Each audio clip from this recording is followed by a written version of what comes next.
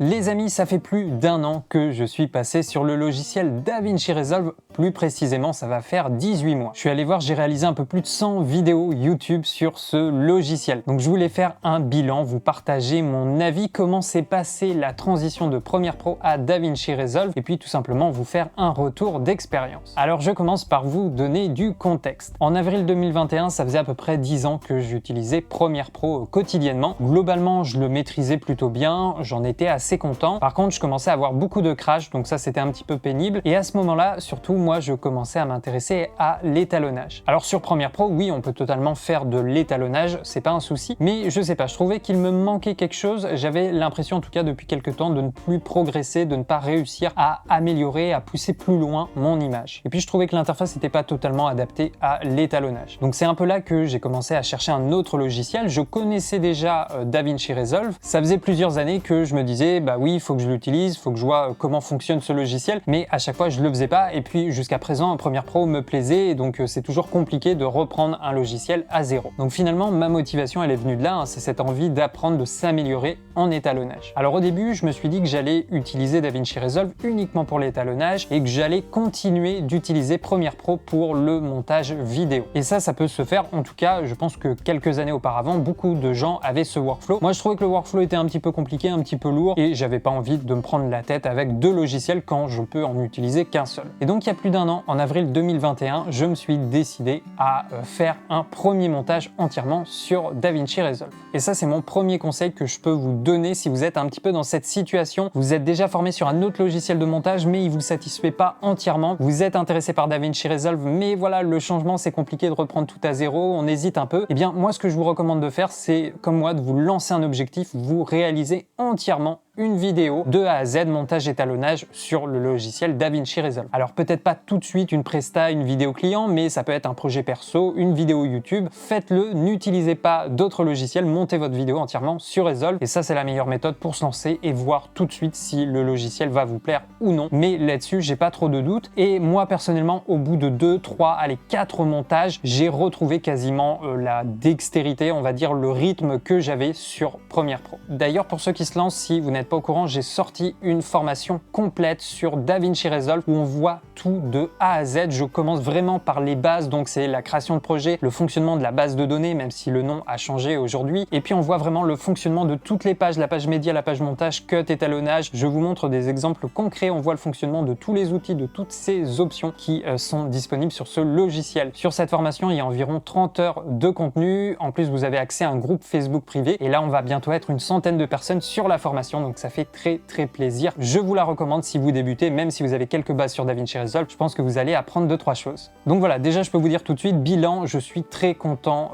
de ce logiciel et je suis surtout très content d'avoir osé faire la transition, passer de Premiere Pro à DaVinci Resolve, parce que personnellement je le regrette pas, et en plus j'ai vraiment l'impression d'avoir développé mes productions, la qualité de mes réalisations, que ce soit au niveau du montage et surtout de l'étalonnage. Alors ce que j'aime beaucoup avec DaVinci Resolve, c'est qu'on a vraiment un logiciel tout en un. On passe vraiment très rapidement et très simplement d'une page à une autre. On a la page média, c'est généralement là qu'on va faire le dérushage, qu'on va commencer à préparer nos plans, qu'on va organiser notre projet. On a la page cut qui est une page de montage, c'est une interface un petit peu plus simplifiée, notamment si vous débutez en montage vidéo, vous n'avez pas d'autre expérience avec le logiciel, vous pouvez commencer avec la page cut. Vous allez voir, c'est assez visuel, c'est assez intuitif. Ensuite, on a la page de montage, moi c'est celle-là que j'utilise le plus. C'est vraiment l'interface standard classique d'une page de montage et en même temps elle est très complète. On a également la page étalonnage, la page fusion pour les effets spéciaux, la page Fairlight pour le mixage audio, et on a aussi une page pour faire nos exports. Donc en fait, ils ont vraiment pensé à tout sur ce logiciel. C'est comme si on avait plein de logiciels qui gèrent une spécialité différente, qui ont été réunis pour faire ce logiciel. Et donc là, on a quelque chose de très complet. Alors pour moi, la force de DaVinci Resolve, en tout cas moi c'est ce qui m'intéressait le plus, c'est la page étalonnage. Resolve, c'est le logiciel le plus utilisé dans l'industrie de l'audiovisuel, et à juste titre parce qu'on a une interface vraiment optimisée pour cette pratique. Et franchement, pour moi, il y a vraiment eu un avant-après à partir du moment où je me suis mis à utiliser Resolve pour l'étalonnage. Tu vas pouvoir pousser tes images beaucoup plus loin, surtout si tu travailles en log, en RAW, sur des fichiers 10 bits ou plus. Tu as un effet réduction de bruit qui est intégré. Rien que ça, on pourrait difficilement s'en passer aujourd'hui. Il y a le glow que j'utilise beaucoup, il y a le halo ou halation en anglais. Il y a vraiment une multitude d'options qui permettent de pousser l'étalonnage beaucoup plus loin. Et pareil au niveau des outils d'analyse, de lecture, il y en a plein pour vraiment optimiser son étalonnage et travailler au mieux la colorimétrie de son image. D'ailleurs, si tu trouves qu'en ce moment tu évolues moins, tu progresses moins vite, il te manque quelque chose au niveau de l'image, eh bien si c'est pas le cas, je te recommande de t'intéresser fortement à l'étalonnage. Tu vas voir que sur le long terme, tu vas faire des progrès de dingue et tu vas même pouvoir pousser tes images beaucoup plus loin et exploiter finalement toutes les capacités de ta caméra. D'ailleurs, quand on se met à l'étalonnage, c'est généralement à ce moment qu'on commence à utiliser les profils log aussi de notre caméra. Donc quand on débute, tout ça, on n'ose pas trop les utiliser. Moi, j'ai mis du temps avant d'utiliser les profils log de ma caméra, mais au bout d'un moment, il n'y a pas le choix, en tout cas si tu veux pousser la qualité de tes productions un peu plus loin. Ensuite, peut-être qu'une des raisons pour laquelle tu n'oses pas quitter ton logiciel actuel, c'est parce que tu possèdes beaucoup d'animations, de presets, de plugins en lien avec ton logiciel. Eh bien, sache qu'aujourd'hui, il y a quand même pas mal de plugins et de presets conçus pour fonctionner sur Resolve. Avant, c'était moins le cas, mais aujourd'hui, il y en a quand même pas mal. Tu as par exemple Motion VFX, je voulais te parler de leur service. Alors, cette vidéo n'est pas sponsorisée par eux, mais je viens de commencer à utiliser quelques-uns de leurs packs et c'est vrai que c'est très pratique. Déjà, ils n'ont pas que des plugins pour DaVinci Resolve. Si tu utilises un autre logiciel, ils ont des presets pour Final Cut Pro, pour Adobe, mais aussi maintenant pour Resolve. Il y a vraiment plein de thématiques différentes. Il y a des animations un peu style cinéma avec un titre un petit peu en mouvement, assez épuré, avec une belle police. D'ailleurs, moi, c'est l'un de leurs presets que j'avais utilisé pour l'introduction de mon dernier clip filmé à la Red Komodo. Ils ont aussi plein de packs pour mettre en avant tes réseaux sociaux. Donc, tu as des animations avec les logos des réseaux sociaux, Instagram, YouTube, Facebook. Tu peux intégrer aussi ton propre logo. Tu peux afficher ton nombre d'abonnés. Ça peut inciter les gens à liker ta vidéo, à s'abonner, à activer la cloche des notifications. Et puis, il y a plein de variantes différentes avec des thèmes différents. Et surtout, en ce moment, il y a des offres jusqu'à début décembre pour le Black Friday. Il y a 30% sur le produit de ton choix. Alors certes, on peut faire ces animations sur DaVinci Resolve, mais parfois ça demande un petit peu plus de connaissances, notamment quand il faut les faire sur la page Fusion. Donc en attendant, pour commencer avec toutes les clés en main, tous les outils, eh bien vous avez par exemple ces plugins de chez Motion VFX. Vous avez un lien en description.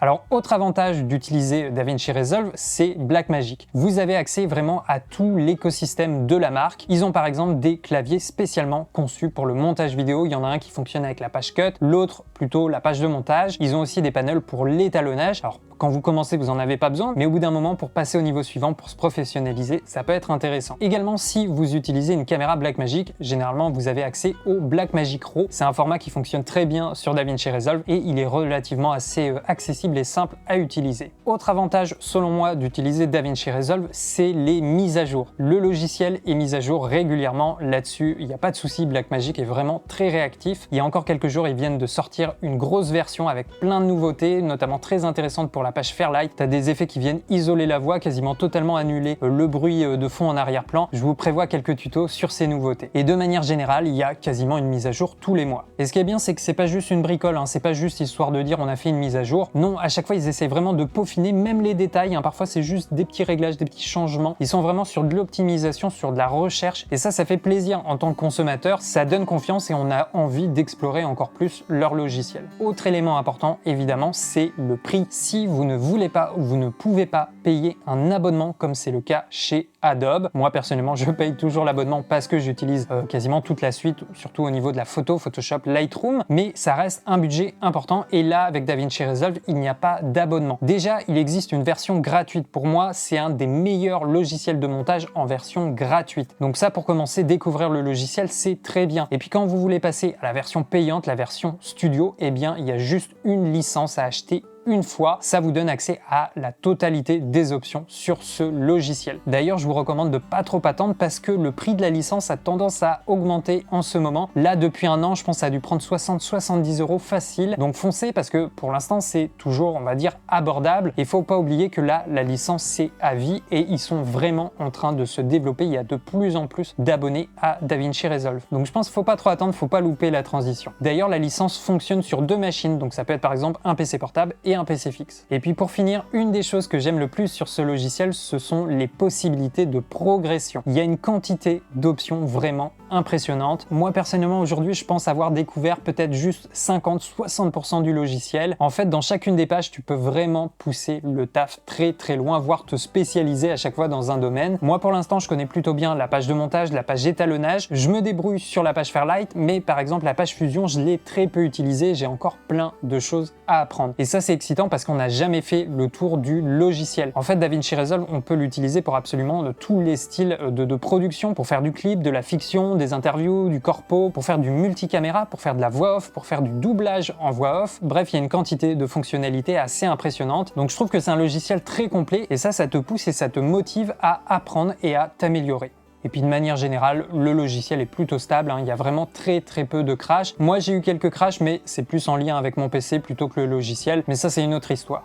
Voilà les amis, petite vidéo très simple juste pour vous donner un retour d'expérience sur DaVinci Resolve. En attendant, je vous invite à me dire dans les commentaires quel logiciel vous utilisez actuellement, est-ce que vous êtes intéressé par DaVinci Resolve et si vous l'utilisez déjà, qu'est-ce que vous aimez le plus sur ce logiciel. Allez, on se retrouve tout de suite sur une autre vidéo.